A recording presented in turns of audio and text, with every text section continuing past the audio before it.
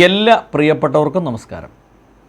തെലുങ്കാനയിൽ ഒരു Christian school ആക്രമിക്കപ്പെട്ടു. വലിയൊരു വാർത്തയാണ്. അപ്പോൾ ഇങ്ങനെയാണ് അതിൻ്റെ അകത്ത് എഴുതിയിരിക്കുന്നത്. തെലുങ്കാനയിൽ സുവിശേഷ വിരോധികൾ മദർ തെരേസ സ്കൂളിൽ ആക്രമണം നടത്തി. വലിയ നാശനഷ്ടങ്ങളുണ്ടായി. സ്കൂളിൻ്റെ ജനലുകളും ചില്ലുകളുമൊക്കെ അടിച്ച് തകർത്തു.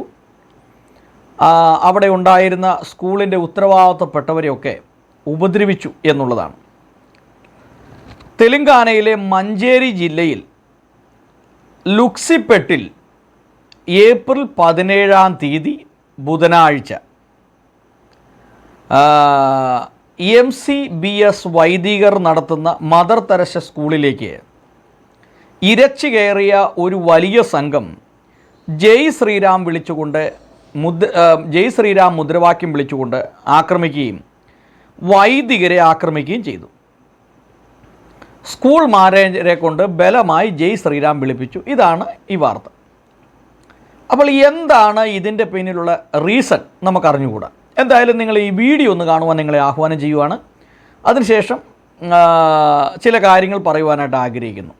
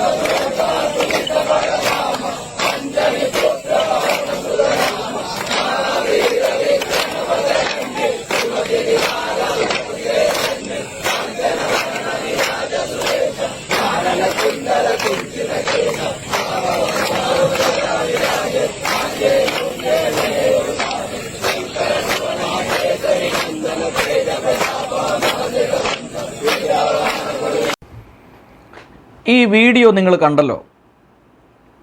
ഈ വീഡിയോ അപ്ലോഡ് ചെയ്തിട്ടുള്ളവർ അല്ലെങ്കിൽ ഈ വീഡിയോ സെൻഡ് ചെയ്ത ആളുകൾ എന്താണ് ഈ സ്കൂള് ആക്രമിക്കാനുള്ള കാരണം എന്താണ് എന്ന് രേഖപ്പെടുത്തിയിട്ടില്ല. അപ്പോൾ ഇങ്ങനെ ഒരു വീഡിയോ വരുമ്പോഴത്തേക്കും പെട്ടെന്ന് നമ്മൾ ചിന്തിക്കുന്നത് ഇത് ക്രിസ്തീയ സമൂഹത്തിന് നേരെയുള്ള ഒരു വലിയ ആക്രമണമാണ്, ഒരു സ്കൂളിനെ ആക്രമിക്കുന്നു. അപ്പോൾ എൻ്റെ ഒരു ചോദ്യം, ഒരു ഹൈന്ദവ സമൂഹത്തിന് ഒരു ക്രിസ്ത്യൻ സ്കൂൾ ഇഷ്ടമല്ലായിരുന്നെങ്കിൽ ആ സ്കൂൾ അവിടെ പണിയാൻ അവർ സമ്മതിക്കില്ലായിരുന്നു. അപ്പോൾ എന്താണ് ഈ സ്കൂളിൽ നടന്ന പ്രശ്നം? അത് നമ്മൾ ആദ്യം മനസ്സിലാക്കണം. ഇവിടെ ഈ ഉത്തർപ്രദേശിൽ ഒരു സ്കൂളിൽ ഒരു ആക്രമണമുണ്ടായി. അപ്പോൾ ഈ ആക്രമണവുമായിട്ട് ബന്ധപ്പെട്ട് വലിയ ആയിരക്കണക്കിന് രക്ഷകർത്താക്കൾ അവിടെ തടിച്ചുകൂടി. അപ്പം ഈ സംഭവം എന്താണ്? ഞാൻ ആ സ്കൂളിൽ പോയി. ഈ സംഭവം എന്താണ് എന്ന് സ്കൂളിൽ പോയി മനസ്സിലാക്കിയപ്പോൾ സംഭവം അത്രേ ഉള്ളൂ. സ്കൂളിൽ പഠിക്കുന്ന ഒരു വിദ്യാർത്ഥിനിക്ക്, ഒരു പെൺകുട്ടിക്ക്, +2 പഠിക്കുന്ന ഒരു പെൺകുട്ടിക്ക് അവിടെ ആ സ്കൂളിൽ പഠിപ്പിക്കുന്ന അധ്യാപകന് പ്രേമമായി കഴിഞ്ഞപ്പോൾ അവർ തമ്മിൽ പരസ്പരം രാത്രിയിൽ വാട്സപ്പിലൂടെയൊക്കെ ചർച്ചകൾ ഇതൊക്കെ മെസ്സേജൊക്കെ അയക്കാൻ തുടങ്ങി. അപ്പോൾ ഈ അധ്യാപകൻ ഈ പെൺകുട്ടിക്ക് ഒരു മെസ്സേജ് അയച്ചു, എൻ്റെ ഫിസിക്കൽ ആവശ്യങ്ങൾ നീ ഒന്ന് നടത്തി തരണം. ഇത് യാദൃശ്ചികമായി കണ്ട മാതാപിതാക്കൾ ഈ കുട്ടിയോട് ചോദിക്കുകയും ഈ പെൺകുട്ടി പറഞ്ഞു, ഈ അധ്യാപകൻ എന്നെ നിരസന ശല്യപ്പെടുത്തുകയാണ്. അപ്പോൾ ആ പെൺകുട്ടി അവിടെ നിന്ന് എസ്കേപ്പായി. പിറ്റേ ദിവസം രക്ഷകർത്താക്കളും ആളുകളുമെല്ലാം കൂടി സ്കൂളിലേക്ക് വന്ന് ഈ അധ്യാപകനെ പിടിച്ച് അടിച്ച്, അപ്പോൾ തന്നെ സ്കൂളിൻ്റെ പ്രിൻസിപ്പാൾ പോലീസ് സ്റ്റേഷനിലേക്ക് ഇൻഫോം ചെയ്തു. പെട്ടെന്ന് തന്നെ SP നേതൃത്വത്തിലുള്ള ആളുകൾ സ്കൂളിലെത്തി. ഒരു പോലീസ് വരാൻ ഒരു അല്പനിമിഷമോടെ കഴിഞ്ഞാൽ ആ പ്രിൻസിപ്പാളിന് ഉൾപ്പെടെയുള്ളവരെ എടുത്തിട്ട് തല്ലിയനായിരുന്നു. ഈ സംഭവം ഉണ്ടായി. അപ്പോൾ എനിക്കവിടെ എത്താൻ പറ്റി.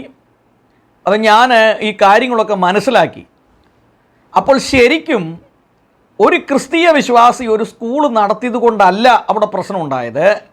ആ സ്കൂളിൽ പഠിപ്പിക്കുന്ന ഒരു അധ്യാപകൻ ഒരു പെൺകുട്ടിയെ പ്രേമിച്ചതാണ് കുഴപ്പം. പെൺകുട്ടികൾക്ക് പല ചിന്തകളും തോന്നാം, പക്ഷേ അധ്യാപകനാണ് എന്നുള്ള രീതിയിൽ നിൽക്കണം. ഇനി ഈ അടുത്തൊരു സംഭവം, ഈ അടുത്ത നാളുകളിൽ ഒരു സ്കൂളിലെ പ്രിൻസിപ്പാളിനെ തല്ലിയതായിട്ട് നമ്മൾ കണ്ടു. എന്താ കാരണം? ഈ കാരണം നമ്മൾ അന്വേഷിച്ചപ്പോൾ മനസ്സിലായത്, ഈ സ്കൂളിലെ പ്രിൻസിപ്പാള് ഈ സ്കൂളിൽ, അതായത് ലോർഡ്സ് പ്രയർ, യേശു പഠിപ്പിച്ച പ്രാർത്ഥന ചൊല്ലിക്കാൻ കുട്ടികളെ നിർബന്ധിച്ചു. അപ്പോൾ ഹൈന്ദവ ഭൂരിപക്ഷം 99% ഹിന്ദുക്കൾ പഠിക്കുന്ന ഒരു സ്കൂളിൽ ക്രിസ്തീയ പ്രാർത്ഥനയും ക്രിസ്തീയ പാട്ടുകളും ബൈബിൾ വചനങ്ങൾ വായിക്കുവാനും പ്രിൻസിപ്പാൾ നിർബന്ധിച്ചു. അപ്പോൾ രക്ഷകർത്താക്കൾ പല പ്രാവശ്യം ഇത് വാണിംഗ് ചെയ്തു, സാർ ഇങ്ങനെ ചെയ്യരുത്, കാരണം ഞങ്ങളുടെ കുട്ടികളൊക്കെ ഹിന്ദു കുട്ടികളാണ്, നിങ്ങളുടെ ഒരു മതം ഞങ്ങളുടെ കുട്ടികളുടെ മേലെ അടിച്ചേൽപ്പിക്കല്ലേ, ഞങ്ങൾ ഫീസ് തന്നിട്ടാണ് പഠിക്കുന്നത്, നല്ല വിദ്യാഭ്യാസം നിങ്ങൾ കൊടുക്കുന്നതുകൊണ്ട് ആണ് ഞങ്ങൾ നിങ്ങളുടെ സ്കൂളിലേക്ക് കുട്ടികളെ വിട്ടത്, അപ്പോൾ അതുകൊണ്ട് ദൈവത്തെ ഓർത്ത് നിങ്ങൾ അങ്ങനെ ചെയ്യരുത്. പല പ്രാവശ്യം വാണിംഗ് കൊടുത്തിട്ടും ഈ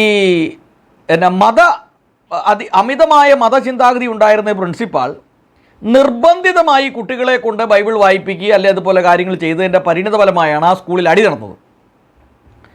എന്ന് പറഞ്ഞ പോലെ ഈ തെലങ്കാനയിൽ ഈ സ്കൂളിൽ എന്താണ് സംഭവിച്ചത്? അല്ലാതെ ഒരു വലിയ സ്കൂളിൽ 10,000 അല്ലെങ്കിൽ 2,000 കുട്ടികൾ പഠിക്കുന്ന ഒരു സ്കൂളിലേക്ക് ഓടിയിങ്ങി വന്നിട്ട് ഒരു സംഘം ആളുകൾ ആക്രമിക്കുക എന്ന് പറഞ്ഞാൽ അതിൻ്റെ പിന്നിൽ എന്താണ് കാര്യം? എന്താണ്? ഒരു റീസൺ ഉണ്ടാവും.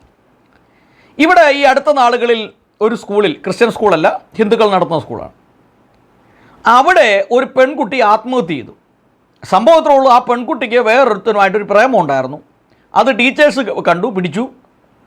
ഈ പ്രിൻസിപ്പാൾ ഈ കുട്ടിയെ വാൺ ചെയ്തു. മറ്റുള്ളവരുടെ മുമ്പിൽ വെച്ച് ഈ പെൺകുട്ടിയെ ചോദ്യം ചെയ്തു. ഈ പെൺകുട്ടിയോട് ഈ പ്രിൻസിപ്പാൾ അങ്ങനെ ചെയ്യാൻ പാടില്ലായിരുന്നു, മറ്റുള്ളവരുടെ മുമ്പിൽ വെച്ച് ചോദ്യം ചെയ്യാൻ പാടില്ലായിരുന്നു. പെൺകുട്ടി ചോദ്യം ചെയ്തു. ഈ പെൺകുട്ടി അന്നേരത്തെ ആ വികാരത്തിൻ്റെ അടിസ്ഥാനത്തിൽ ഈ പെൺകുട്ടി ഓടി സ്കൂളിൻ്റെ 3ാമത്തെ നിലയുടെ മണ്ടേ കയറിയിട്ട് താഴോട്ട് എടുത്തി ആടി. വലിയ വിവാദമായ സംഭവമാണ്. ആ പെൺകുട്ടി മരിച്ചു. അപ്പോൾ സംഭവിച്ചത് എന്താണെന്ന് ചോദിച്ചു കഴിഞ്ഞാൽ, ഈ പെൺകുട്ടി മേളിൽ നിന്ന് താഴേക്ക് വീണപ്പോൾ ഇവർ പെട്ടെന്ന് ഈ പെൺകുട്ടിയെ ആശുപത്രി കൊണ്ടുപോയില്ല. ആശുപത്രി കൊണ്ടാതെ ഇവർക്ക് കൃത്യമായ ട്രീറ്റ്മെൻറ്റ് ലഭിക്കാതെ വന്നു കഴിഞ്ഞപ്പോൾ ഈ പെൺകുട്ടി മരണപ്പെട്ടു.